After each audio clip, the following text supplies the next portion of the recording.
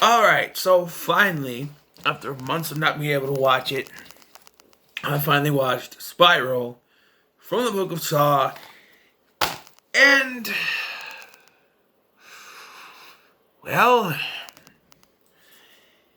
I was with it to a certain point until we got to the end.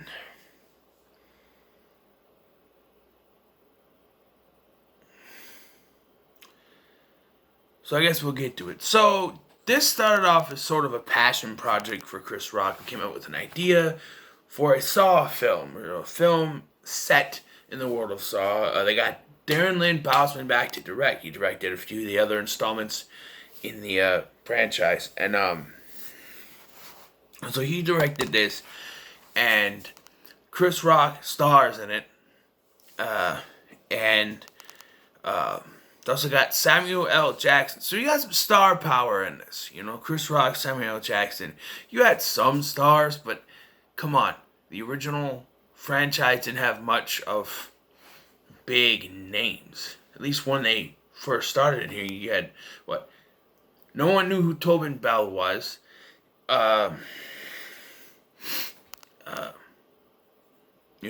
It's the chick from Starship Troopers. Hey, look, it's the guy from the New Kids on the Block. It's that guy from Lost who can talk to dead people. Danny Glover. There's one big star. It's the guy from The Princess Bride. As You Wish. You know, not really big names. You know the names Chris Rock and Samuel L. Jackson. You know those names. So it's a little bit different, I think. Saw franchise has never been a place for big named actors after Danny Glover left. It's just smaller ones here and there. Cary Elwes, I wouldn't say he's a big actor, but he's moderate size. Anyway, so this was, different. It's more of a cop procedural, which I like. I'm a fan of those kind of shows like Law and Order, and I can't ever think of any other names. But I love cop procedural shows. I mean, show the process of going through the crime and stuff. I like that. So I like that aspect of this film. But you got Chris Rock playing the lead, and for the most part, he's not too bad. There are some line deliveries that make you just go, and why'd you say it like that? You know, but he plays Zeke, Detective Zeke Banks, who years earlier sold out his crooked partner. And so now the entire precinct hates him for that. And we come to learn why when the twist is revealed. Like, the whole precinct hates him for it. And so he works alone now because he sold out his partner. And he got a new partner, Will.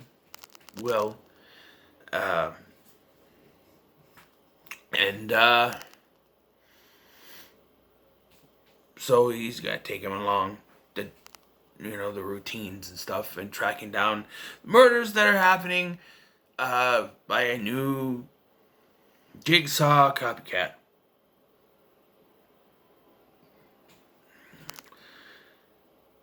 Now, without going into spoilers yet, I need to pick at this new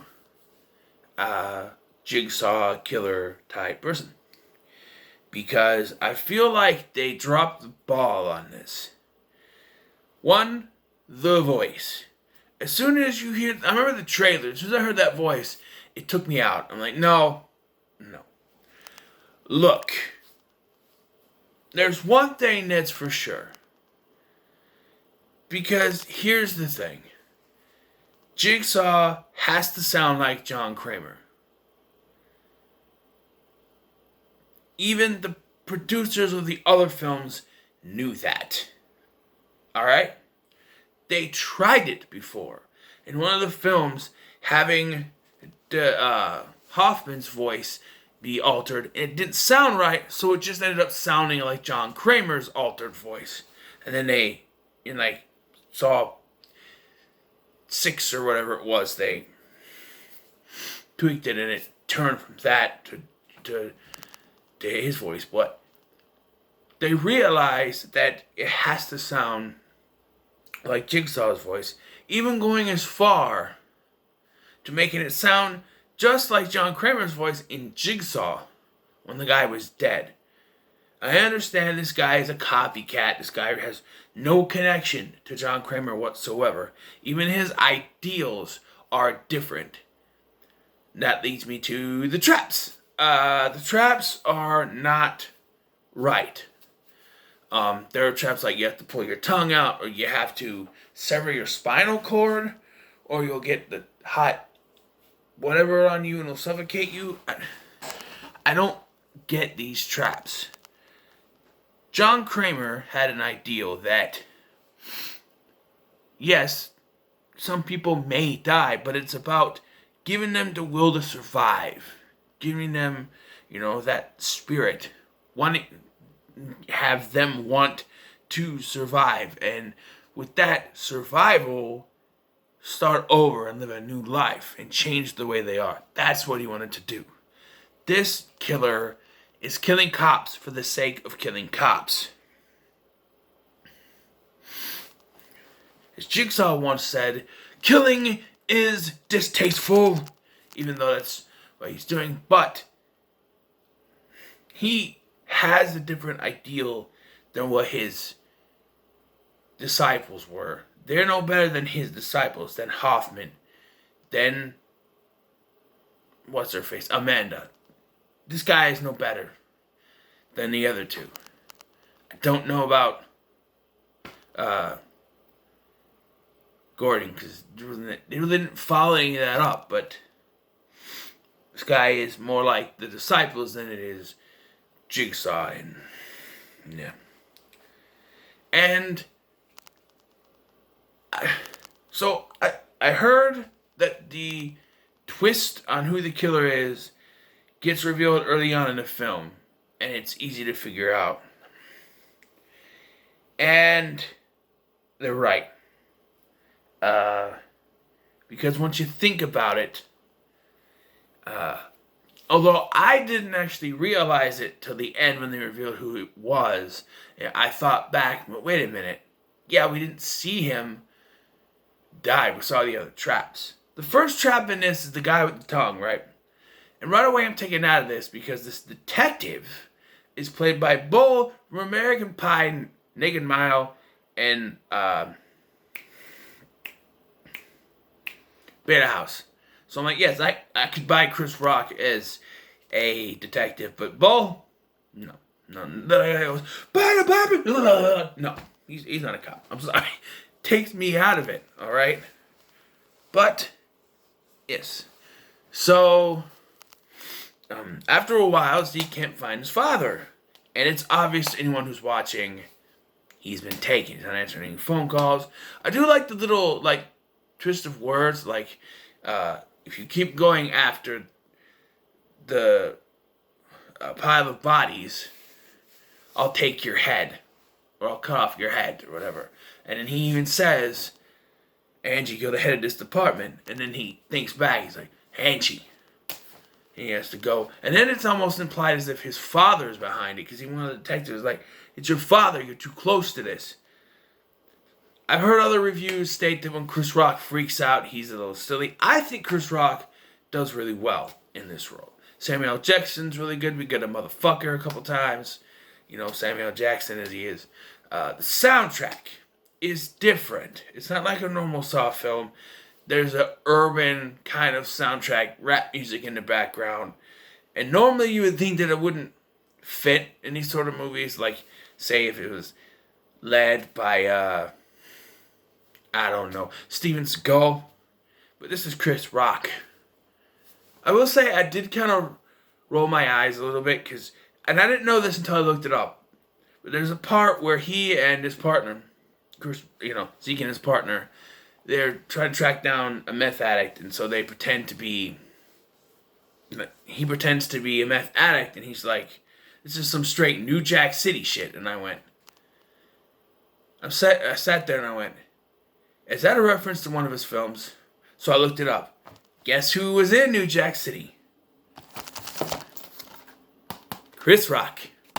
So yes, it was a reference to one of his films, and I had never even seen it. I'd never even seen that film before. But I was smart enough to check to look to make sure. But yes, he was 1991. But yes, so he's got to track down his father now that Angie's dead, and, you know. So, he even thinks it's his ex-partner. So he tries to track down. He gets captured. And then he wakes up, and there's Pete, his ex-partner, is all strung up. And, he dies because, Zeke channels slow-ass motherfucking Jeff for a little while.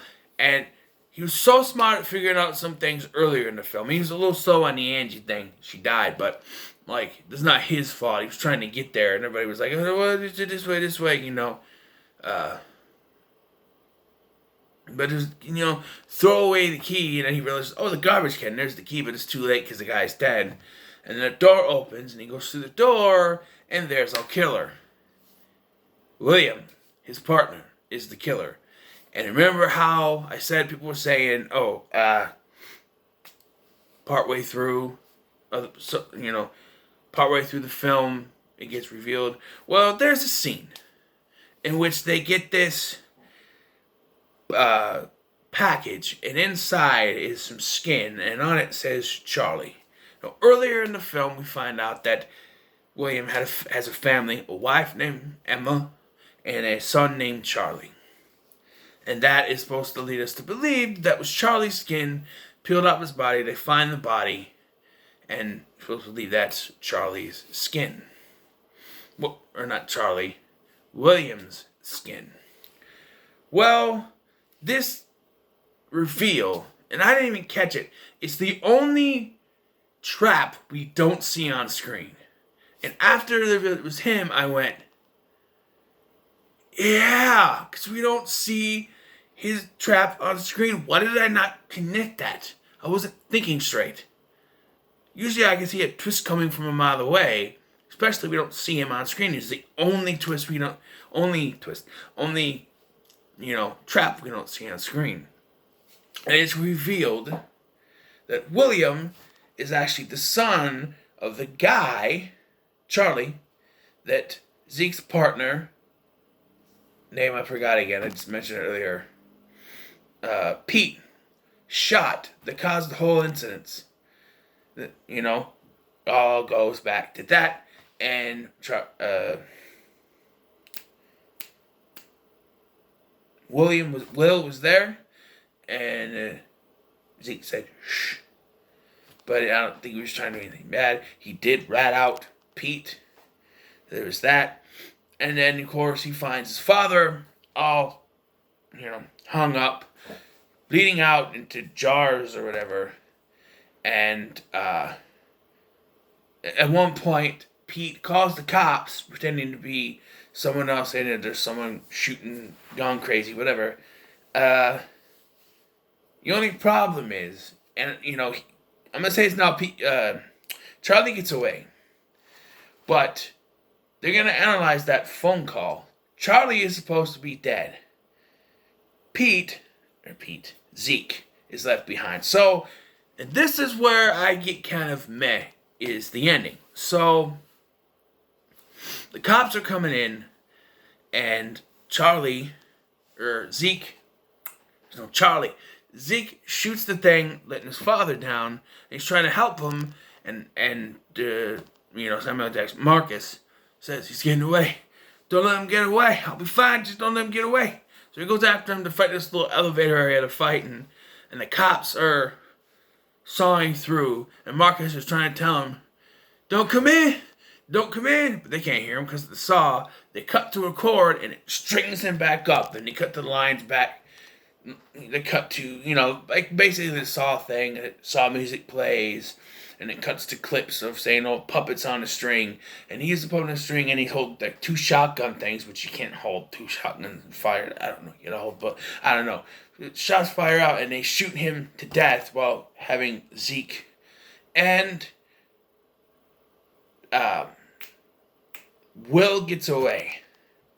So what's gonna happen here? Pete's gonna be taken into the precinct, and they're gonna assume that it was his dad in on it to begin with, right? But he's gonna tell them that it's Will, right? And they're not gonna believe him, but he's gonna say, "How about the 911 call?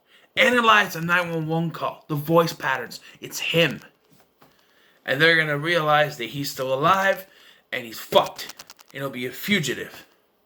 Of course, movie logic will dictate otherwise. He'll tell him that, they'll ignore him, and then they won't analyze it till the end of the film because plot convenience, right? That's the way they'll do it to do a sequel to this. According to Darren Bousman, the announcement of a Saw 10 came as a surprise to them.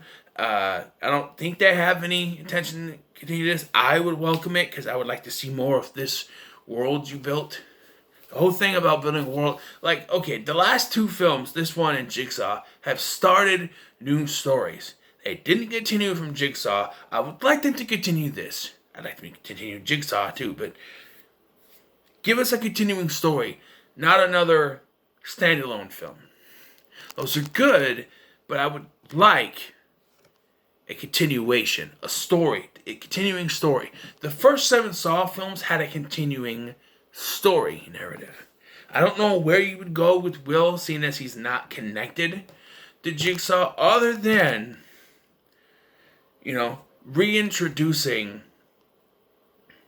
Gordon. Gordon could be out looking for copycats. And just as, you can do the thing where just as they think they're close, they could be contacting Zeke and having Zeke help. And just as they think they gotten close, someone comes in to rescue him. Who is it? Logan. The other Jigsaw copycat. It could be kind of thing like that. Who knows? But I would like to see some kind of continuation in some form of this. I thought it was okay. The ending kind of derailed it for me. But I'm going to give this a 7 out of 10. It's by far not the worst Saw film. No way. But it's not the best. I thought it was okay. I like the police procedural thing. Chris Rock's performance, Samuel L. Jackson's performance were pretty good. And, overall not bad. So it's a 7 out of 10 for me. So what are your thoughts on Spiral from the Book of Saw? Let me know in the comments below. Make sure to like, share, and subscribe. Thank you for watching. I've been Scotty, and I'll see you in the next one.